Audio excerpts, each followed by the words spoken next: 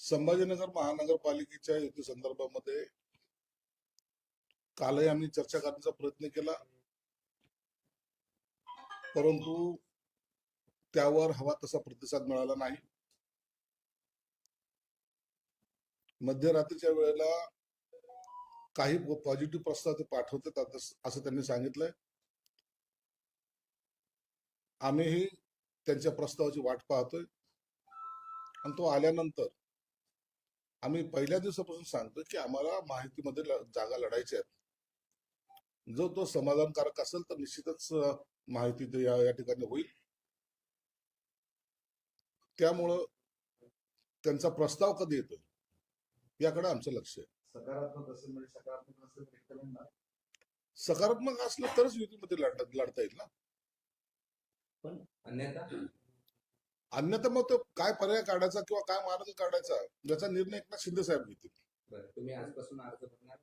आजपासून आमच्या पक्षाचे उमेदवारांना काहींना जे काय आम्ही अर्ज भरायला सांगणार आहोत, कारण की शेवटचा उद्याच्या 3 वाजेपर्यंतचा वेळ आहे आणि एवढे सर्व अर्ज भरणं किंवा अर्ज किचकट असलेला अर्ज ते तपासणं यात वेळ जातोय.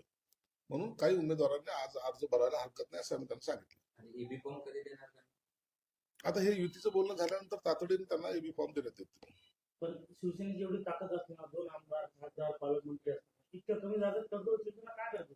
कोणत्या कमी जागा? आणखी आमची जागेची बोलणी झालेलीच नाहीये.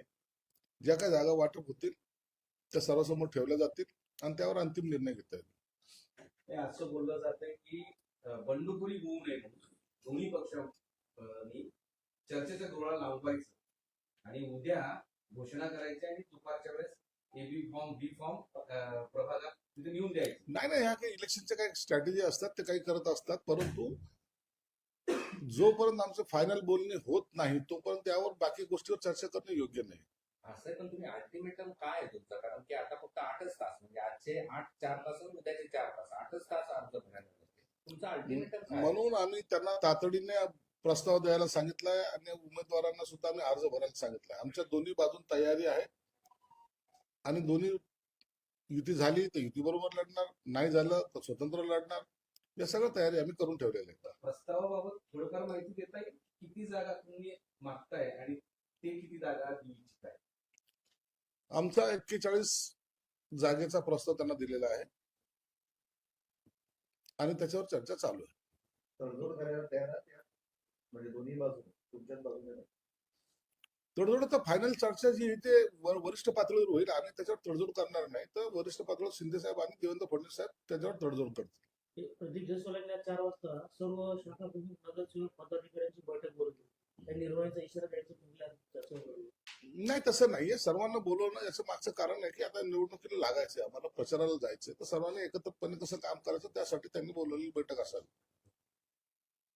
संभाजीनगरचं असं चित्र आहे, पण राज्यात सगळीकडेच असं चित्र आहे. तुमचं कुठेच जुळत नाही. आम्ही मराठवाड्यात विचार करता 5ही महापालिका बोलणीच सुरू आहे. किती दिवस बोलणी? महानगरपालिकेची ही निवडणूक 5-7 वर्षाच्या कालखंडानंतर आलेली आहे. प्रत्येक कार्यकर्त्याला ही निवडणूक लढवायची आहे. त्या पद्धतीने त्यांनी तयारी केलेली आहे. मग त्या कार्यकर्त्याला नाराज करणं किंवा खुश करणं यामध्ये जो काही वेळ जातो, त्यामुळे या माहितीचे बोलणी थोडेसे लांबणीवर पडतात. याचा अर्थ असा नाही, परंतु प्रत्येक पक्ष आपल्या वाट्याला जास्त जागा याव्यात यासाठी प्रयत्नशील आहे. उभाटा एकीकडं सर्वाधिक जागा लढवते, उभाटा 75 जागा लढवतो आणि काही मुस्लिम उमेदवारांना 12 जागा. उभाटा काय? उभाटा मामू येते, त्यांना त्याच्याशिवाय त्यांना पर्याय काय? त्यांनी मुस्लिमांना जागा द्याव्यात का नाही द्याव्यात हा त्यांचा प्रश्न, वैयक्तिक प्रश्न आहे आणि त्यांना मताची जर बेरीज करायची असेल तर अशा प्रकारे त्यांना करावेच लागते. पण एकीकडे उभाटा 75 आणि तुम्ही 35-40 जागा लढवताय. उभाटाच्या बरोबर कोणी जायला तयार नाही ना. उद्या सपाने 115 जागा लढवल्या म्हणून काय झालं? जागा लढवणं आणि यश संपादन करणं याच्यामध्ये फार फरक आहे. तुम्हाला कोणकोण लागले असं कळतं की तुम्ही आधी जाहीर केली की जे बंडखोर आहेत, जे नाराज आहेत तुमच्याकडचे, म्हणजे भाजप तुमच्याकडचे, ते पटकन त्यांच्याकडे सीट्स घेण्यासाठी ते बसलेले आहेत. ते कुठलीही रणनीती आखत हे निवडणूक आहे. या निवडणुकीमध्ये कोणी नाराज होणार, कोणी खुश होणार हे ठरलेलं आहे. याच्यात गणितामध्ये नवीन काही चेंजेस होणार नाही. प्रत्येक पक्षामध्ये या पद्धतीचं सगळं गणित असतातच. कोणताही पक्ष त्यांच्या पक्षाच्या कार्यकर्त्याला संपूर्णपणे खुश करू शकत नाही, ही वस्तुस्थिती आहे. आणि म्हणून या आणि कार्यकर्त्याची निवडणूक असल्यामुळे यामध्ये बंडखोरी काही प्रमाणात होण्याची शक्यता नाकारता येत नाही. पण त्याचा युबीटीला फायदा होईल. युबीटी वगैरे फायदा होत नाही असं. पण उभाटा म्हणते की भाजपनं शिवसेना त्यांची जागा दाखवली 25 जागा बळवून करून टाकली. आम्हाला काय जागा दाखवली नाही दाखवली हा आमचा अंतर्गत प्रश्न आहे. उभाटा आता त्यांच्याबरोबर कोणी नसल्यामुळे त्यांना असलेलं ते फ्रस्ट्रेशन आहे. ते कोणत्या याच्यावर निवडणूक लढवतील ते त्यांनाच माहिती. संजय राऊत असं म्हणाले, शिंदे गट म्हणतो आम्ही बंड केली. कसलं बंड? घंटा. त्यांना बूट चाटावं लागतं. आता आम्ही जे काय बंड केले त्यामुळं तुम्हाला जे आमची घंटा वाजवायच्या वेळ आलेली त्याकडे तुम्ही लक्ष द्या. आम्ही तुमच्या हातात आमचा घंटा दिला आणि तुम्हाला वाजवायला लावलाय आणि आमच्या नावाने रोज बोंबलताना तुम्हाला तो घंट्याची आठवण येते. शिंदे साहेबाचा घंटा टंग असं म्हणून तुम्ही आमच्या घंट्याची चिंता आता तुम्हाला जास्त पडलेली आहे. शिंदे गटामध्ये ठाण्यामध्ये राजीनामा सत्र सुरू आहे. हे आता 1857 बंड आहे का? पानिपताचा युद्ध कुठं, हे बंड कुठं, यांच्या डोक्यावर झालेला परिणाम आहे. डोक्यावर पडलेली लोक इथे. आता यांना तर काय दुसरं सुजानाच.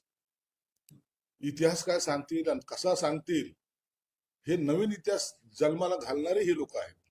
म्हणून आता येणारा पुढचा इतिहास आहे ना तो एवढा भयानक असेल. इति संजय राऊत अशा पद्धतीचं ते पुस्तक जर निघालं तर मला वाटतं ते एक वेगळंच इतिहासाची एक निर्मिती त्यांच्या माध्यमातून व्हायची शक्यता नाकारता येत नाही. भाजप असं म्हणतंय की आमदाराच्या मुलाला तिकीट देऊ नये, हम्म. दिले जाऊ नये. पण तुमच्याकडे शिवसेना असं म्हणते की ते काय त्याच्यात काय गैर नाही. त्यालाच आता संजय राऊत असं म्हणतायत की आमदाराचे मूल काम करत आहेत, त्यात चुकतं काय, त्या तरुणाला संधी मिळाली पाहिजे. म्हणजे तुमच्या मताशी संजय राऊत सहमत झाले. बघा राजकारणामध्ये असे प्रकार काय आजच घडतायत अशातले भाग नाहीये. पूर्ण सगळ्या 50-70 वर्षाचा इतिहास पाहिला तर या अशा सगळ्या घटना घडत असतात आणि याच्यावर चर्चाही होत असतात. पण भाजप मुलांना तिकीट न नाकारून तुमच्या एकदम भूमिकेला छेद देते का सगळं? तर काय तुमच्याकडे मुलांच्या भाजपने काय भूमिका घ्यावी हा त्यांच्या पक्षाचा प्रश्न आहे. त्यावर आम्ही भाष्य करणार नाही. परंतु अशा पद्धतीने एकदमच कुणाचं तिकीट नाकारणं हे सुद्धा योग्य नाही. उपराजधानी महायुती तुटण्याच्या मार्गावर आहे. भाजपकडून शिवसेनेला एक अंकी जागाचा प्रस्ताव म्हणजे फक्त 9 जागांचा प्रस्ताव पाठवला. कुठे बनवलं तर नागपूरला 20 जागा मागितल्या तिथे देत नाही 20 जागा. मग नसेल तर त्या टायमाला ते एकनाथ शिंदे साहेब निर्णय घेतील. असंही होणार नाही की आम्ही एकदम कमजोर आहोत किंवा काय आहोत अशा प्रकारचा भाग नाहीये. ज्या ठिकाणी लढायची ताकद आहे त्या ठिकाणी आम्ही लढणार. अखेर राष्ट्रवादी काँग्रेसचे दोन्ही गट पुणे पिंपरीचे चौडे एकत्र आले आणि तुम्हाला दंड चुकवला. ते एकत्र आले त्याचा कोणालाही आनंद किंवा आश्चर्य वाटण्यासारखं काही नाहीये. पुण्याचं बारामतीचं राजकारण हा सगळ्या महाराष्ट्राने पाहिलेलं आहे. म्हणून नवीन काही चमत्कार घडला असं आम्ही मानायला तयार नाही. ओके राज ठाकरेंनी आता असं म्हटलंय की त्यांच्याकडे ईव्हीएम आणि मोदी आहेत त्यामुळे त्यांना मान.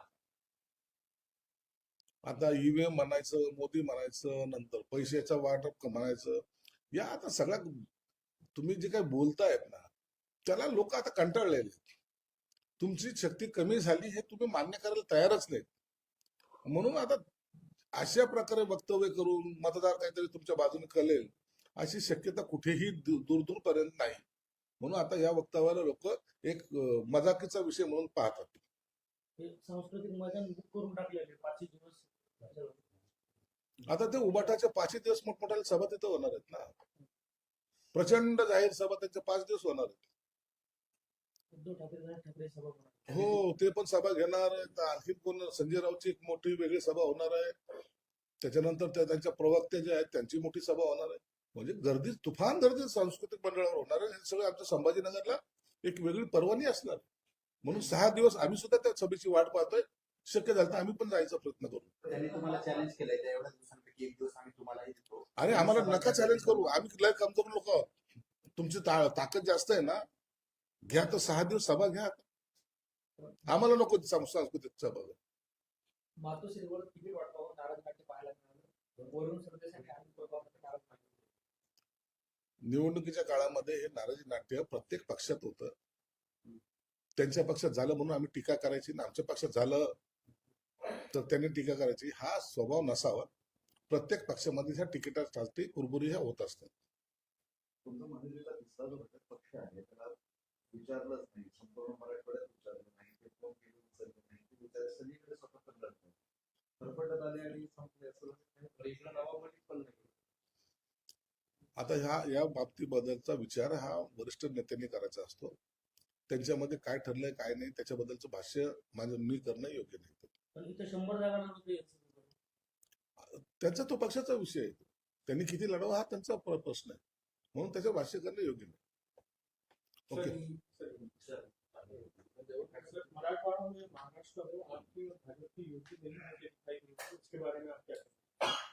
देखिए, मराठवाड़ा में हम सब तरफ बार बार कह रहे हैं कि हमको युति चाहिए, महायुति होना ये हमारा ध्येय है, महायुति में लड़ेंगे और अच्छा से जीत हासिल करेंगे, ये हमने सोचा है। इसलिए हम भी उनके साथ हमेशा कांटेक्ट करते रहते।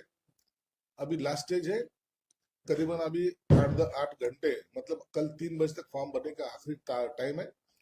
उसके आज ही अगर वो युति होती नहीं तो फिर वो अलग अलग अपने अपने बलबूते पे लड़ना पड़ेगा, या युति हुई तो साथ में लड़ना पड़ेगा।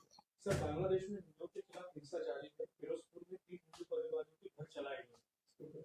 बांग्लादेश हो या पाकिस्तान, इन्होंने हमेशा हिंदुओं का द्वेष किया है, हिंदुओं का रहना वहां का मुश्किल किया है, धर्मांतर करने की कोशिश की है, और इसी तरह की राजनीति ये दोनों देश ने पहले से अपनाई है।